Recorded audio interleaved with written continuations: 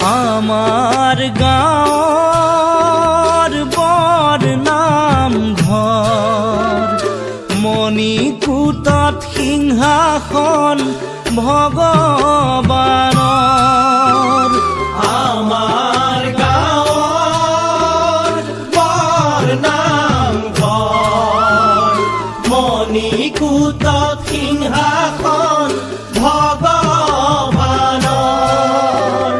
শৰাই চন্দন তুলসী তামোল পানৰ প্ৰভু নাৰায়ণ দয়াৰ সাগৰ নহয় নৰ জীৱন অজৰমৰ।